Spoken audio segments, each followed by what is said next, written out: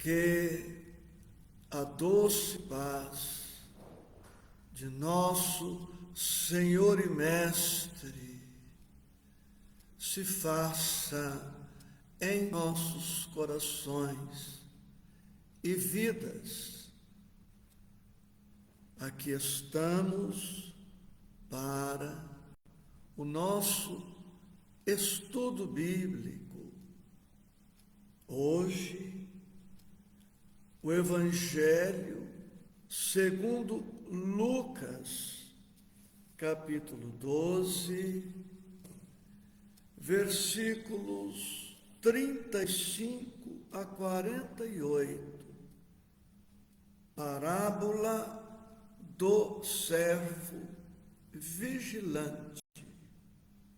Convido-os à leitura e ao breve estudo.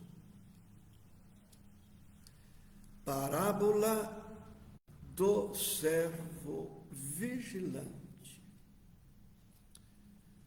Estejam cingidos os vossos lombos e acesas as vossas candeias.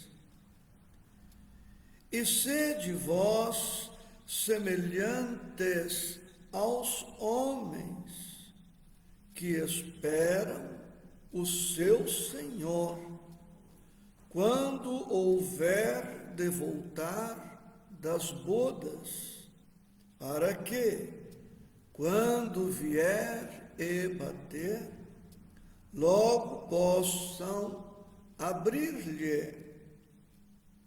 Bem-aventurados aqueles servos, os quais, quando o Senhor vier, achar vigiando. Em verdade vos digo que se vestirá e os fará assentar à mesa, e chegando-se os servirá. E se vier na segunda vigília, ou se vier na terceira vigília, e os achar assim, bem-aventurados são os tais servos. Sabei, porém, isto, que se o pai de família soubesse a que hora havia de vir o ladrão, vigiaria e não deixaria minar a sua casa. Portanto, estai vós também apercebidos, porque virá o Filho do Homem à hora que não imaginais. E disse-lhe Pedro: Senhor, dizes essa parábola a nós, ou também a todos? E disse o Senhor: qual é, pois, o mordomo fiel e prudente, a quem o Senhor pôs sobre os seus servos para lhes dar a tempo a ração? Bem-aventurado aquele servo a quem o seu Senhor, quando vier, achar fazendo assim. Em verdade vos digo que sobre todos os seus bens o porá. Mas, se aquele servo disser em seu coração: o meu Senhor tarda em vir, e começar a espancar os criados e criadas, a comer, a beber e a embriagar-se, virá o Senhor daquele servo no dia em que o não espera, e numa hora que ele não sabe, então separá-lo-á e lhe dará a sua parte com os infiéis.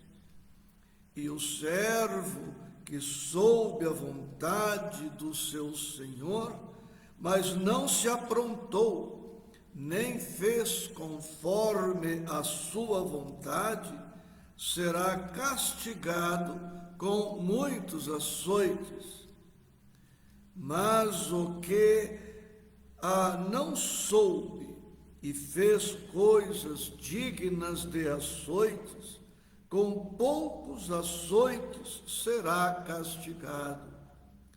E a qualquer que muito for dado, muito se lhe pedirá, e ao que muito se lhe confiou, muito mais se lhe pedirá.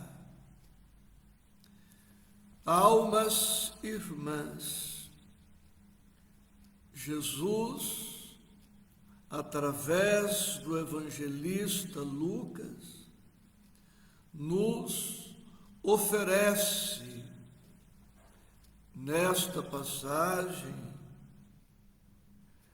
inúmeras reflexões e inúmeros conselhos. Eu quero, nesta oportunidade, destacar 7 conselhos que Jesus nos dá para que sejamos considerados como servos vigilantes. 7 sugestões do Mestre, 7 recomendações do Mestre para que alcancemos o perfil ideal. São estas as recomendações do Mestre.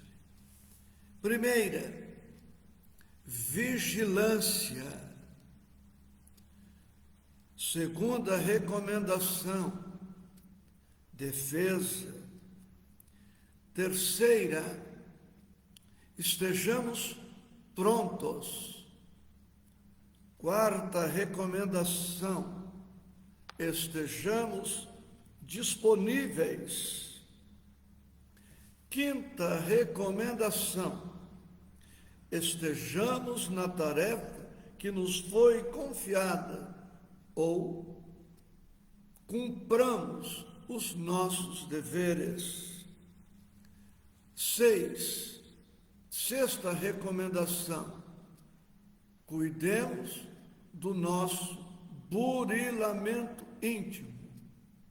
E sobre o burilamento íntimo, ao final, trarei um decálogo de Emmanuel, nos orientando os passos que devemos dar para alcançar o burilamento íntimo. E, por fim, a sexta recomendação do Mestre é que sejamos servos, mordomos, coloquemo-nos como colaboradores, funcionários ou empregados dele, usando expressões mais recentes. Vamos agora encontrar nos versículos estas 7 recomendações e outros ensinos do Mestre. Versículo 35. Estejamos cingidos, ou estejam cingidos os vossos lombos e acesas as vossas candeias. Somente aqui 2 recomendações. Estejam cingidos. Cingir é coroar. envolver-se, proteger-se, buscar todos os recursos necessários para que possamos estar suficientemente seguros. Como já dissemos em outros estudos, quando podemos, fazemos seguro de vida, seguro residencial, seguro do veículo, convênio médico e outras providências mais, tudo para que nós, o cônjuge, os herdeiros, tenham segurança, tranquilidade e possamos viver em paz. Se assim em relação ao corpo, em relação à residência e em relação ao patrimônio material, também o espírito precisa aprender a proteger-se, a defender-se.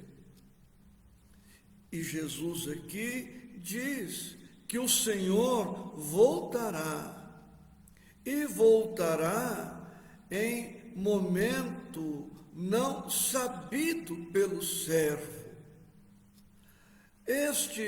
Esta volta do Senhor pode ser interpretada de muitos modos.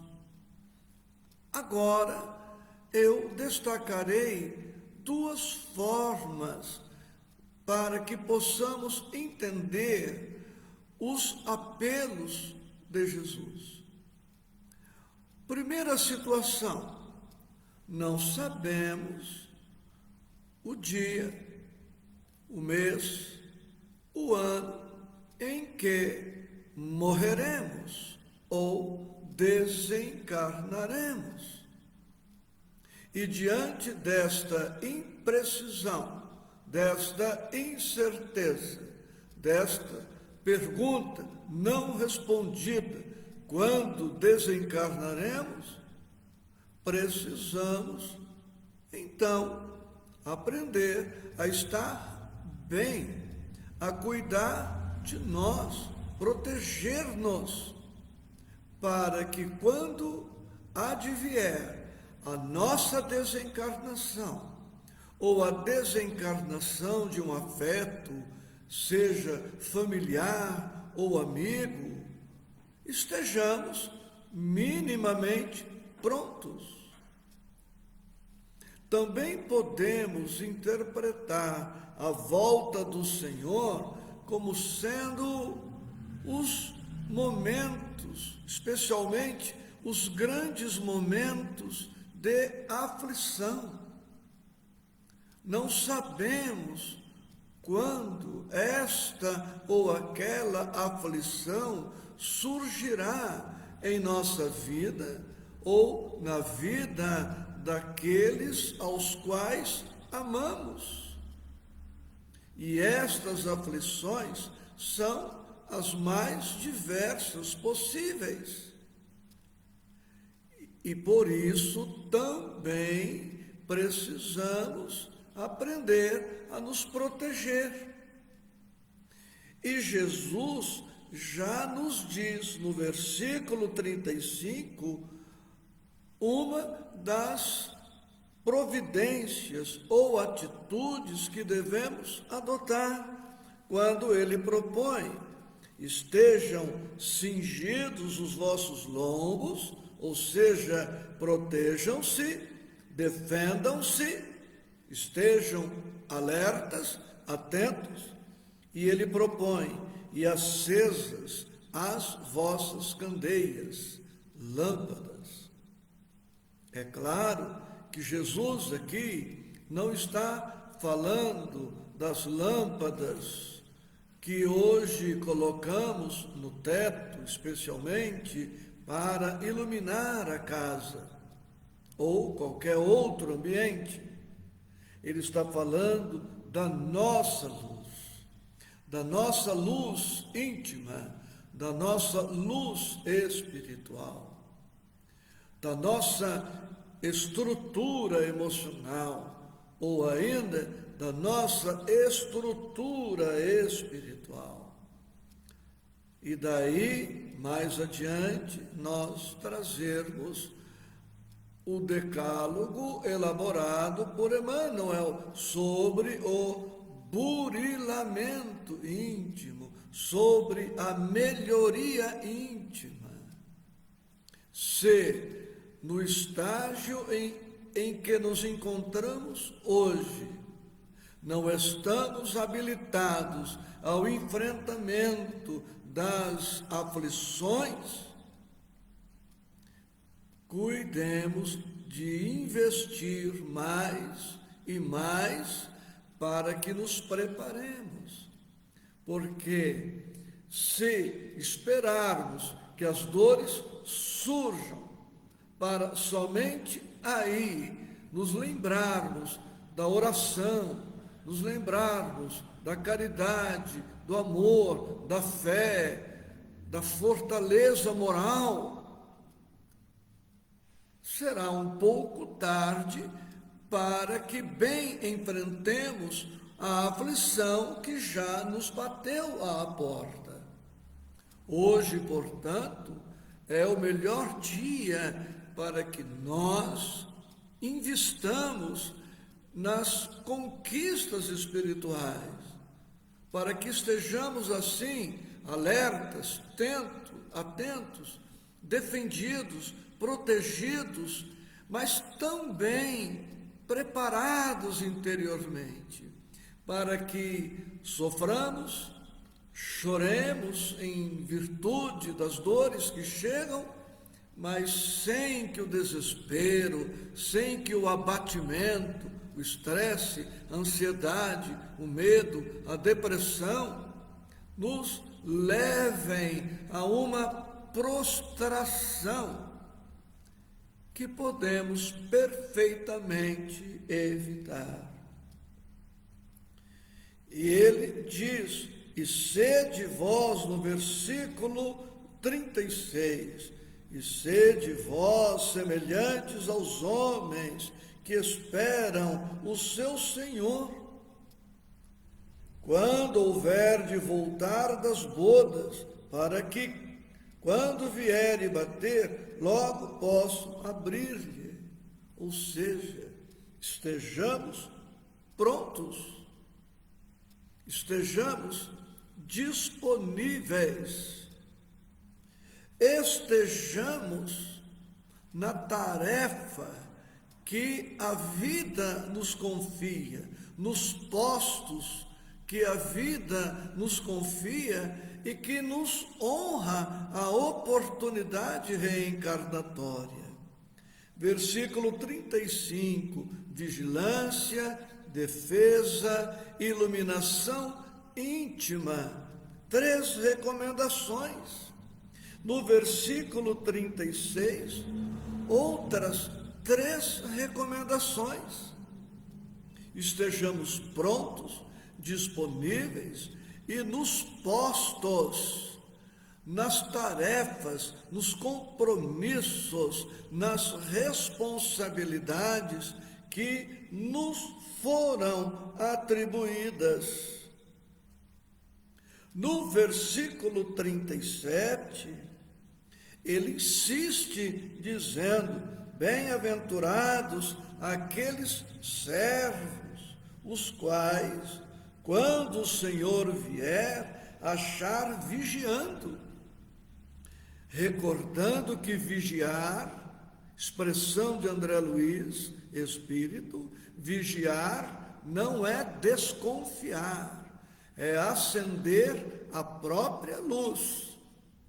Vigiar não é desconfiar, é acender a própria luz, é acender a candeia interna, a luz da fé, a luz da esperança, a luz do amor, a luz espiritual, enfim. Versículo 37 ainda, bem-aventurados aqueles servos. E está aqui a 7ª recomendação para que sejamos os servos vigilantes, atentos, alertas da parábola, repetindo para fixar vigilância, defesa, iluminação íntima, estejamos prontos, disponíveis no posto ou nos postos de trabalho que nos estão confiados e coloquemo-nos como empregados do Mestre, como funcionários do Mestre ou como colaborador em expressão mais moderna, ou como servos, serviçais, mordomos, para que não venhamos a sobrepor a nossa vontade à vontade do nosso Senhor, para que não venhamos a sobrepor a nossa vontade à vontade do patrão ou daquele que nos contratou para um determinado trabalho. Jesus nos convida, nos convoca, não para fazermos a nossa vontade, não para atendermos o nosso capricho, a nossa ilusão, a nossa fantasia, não para impormos as nossas exigências, as nossas condições. Jesus nos convida, nos convoca, nos requisita o esforço para que possamos atendê-lo, obedecê-lo, cumprir com a fidelidade desejável as nossas obrigações, mesmo porque o próprio Cristo obedece. O Cristo abre mão de qualquer vontade própria para em tudo e sempre atender à vontade do Pai. Ele declara isto o tempo todo: nada faço de mim mesmo. O tempo todo, a minha comida e a minha bebida é fazer a vontade daquele que me enviou.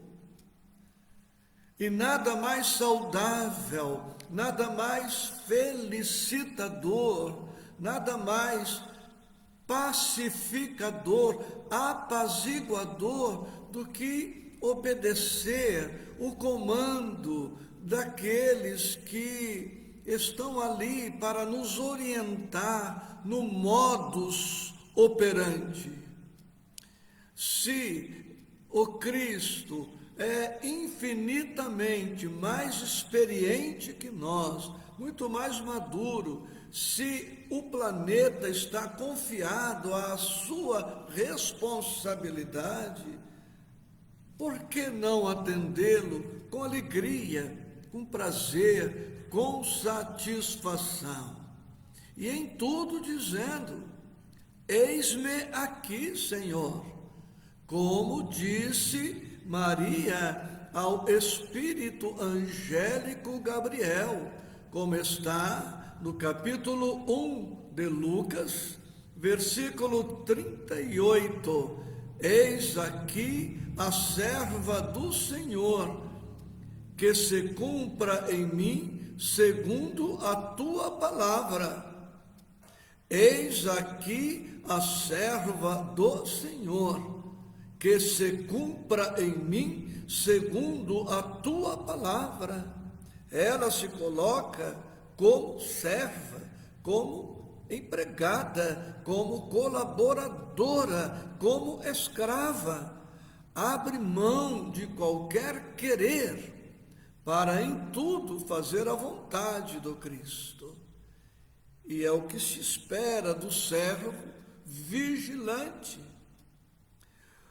O servo invigilante, a contrário senso do que estamos falando, é o servo, sendo invigilante, é o servo que não vigia, que não se defende, que nunca está pronto, que nunca está disponível, que não cuida de iluminar-se, que não cuida da melhoria íntima e se coloca como o senhor da obra, como o dono da obra e não como servo. O servo vigilante vigia, acendendo a própria luz e se defende, se protege.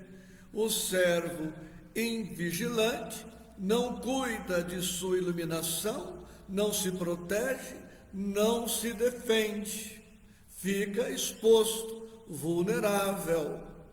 O servo vigilante está sempre pronto, o invigilante nunca está pronto. O servo vigilante está sempre disponível, o servo invigilante nunca está disponível e adia indefinidamente a sua cooperação. O servo vigilante se ilumina, enquanto o invigilante permanece acomodado na preguiça, na indiferença, sentindo uma satisfação enfermiça nos seus vícios, nos seus defeitos, nas suas imperfeições. O servo vigilante, como consta da expressão, é aquele que se coloca mesmo como colaborador, subalterno, enquanto que o invigilante quer impor a sua própria vontade, perturbando a obra que não lhe pertence. No texto nós encontramos a lei de causa e efeito no mundo moral. E diz aqui, olha, aquele que sabe a vontade do Senhor, versículo 47, aquele que sabe da vontade do Mestre e não a pratica, responderá de maneira mais severa pela sua desobediência, desatenção, negligência e irresponsabilidade. Enquanto que, versículo 48, aquele que ignorava a vontade do Mestre, este será responsabilizado em face da lei de causa e efeito, mas não tão severamente quanto aquele que sabe. Portanto, se nós nos afirmamos discípulos do Mestre, estamos confessando conhecer a vontade dele. E se sabemos qual é a vontade dele e não a executamos, seremos severamente responsabilizados, não por Deus, porque Deus não castiga, não pelo Cristo, que também não castiga, não pela espiritualidade, que também não castiga. Nós mesmos perceberemos que o sofrimento que experimentamos será consequência da desobediência nossa à lei. Portanto, a nossa própria consciência será o nosso juiz. Mas, como consta no versículo 43, bem-aventurado, também a lei de causa e efeito, aqui está, bem-aventurado aquele servo a quem o seu Senhor, quando vier, achar fazendo assim, ou servindo assim, lei de causa e efeito. Feliz daquele que sabe qual é a vontade do Mestre e empenha-se por executá-la. Há muito a ser dito, mas dentro do modelo estabelecido nós vamos encerrando, trazendo do livro Ceifa de Luz, capítulo 55, no burilamento íntimo. E Emmanuel inspira-se em Mateus, capítulo 24, versículo 46, que repete praticamente, literalmente, o versículo 43 de Lucas, que lemos há pouco. Suspiramos por burilamento pessoal. Entretanto, para atingi-lo, urge não esquecer as disciplinas que lhe antecedem a formação. À vista disso, recordemos que a essência da educação reside nas diretrizes de vida superior que adotamos para nós mesmos. Daí, o impositivo de cultivar-se o hábito. E agora vem o decálogo de Emmanuel. Daí, o impositivo de cultivar-se o hábito. 1. De ser fiel ao desempenho dos próprios deveres. A parábola fala disto. De fazer o melhor que pudermos. 2, de fazer o melhor que pudermos no setor de ação em que a vida nos situe. A parábola nos recomenda isso. 3, de auxiliar a outrem, sem expectativa de recompensa. 4, de aperfeiçoar as palavras que nos escapem da boca. 5, de desculpar incondicionalmente quaisquer ofensas. 6, de nunca prejudicar a quem quer que seja. 7, de buscar a boa parte das situações e das pessoas, olvidando tudo o que tome a feição de calamidade ou desonra. 8, de procurar o bem com a disposição de realizá-lo. 9, de nunca desesperar. 10, de que os outros, sejam quais forem, são nossos irmãos e filhos de Deus, constituindo conosco a família da humanidade. Para isso, é forçoso lembrar, sobretudo, que a alavanca da sustentação dos hábitos enobrecedores está em nós e somente vale ser manejada por nós. Para isso, é forçoso lembrar, sobretudo, que a alavanca da sustentação dos hábitos enobrecedores está em nós e somente vale ser manejada por nós. Reflitamos nesta preciosíssima lição da parábola e também na preciosíssima mensagem de Emmanuel. Depois, escreva os afetos através do Face. Muita paz, carinhoso abraço, Jesus a todos, sempre nos abençoe.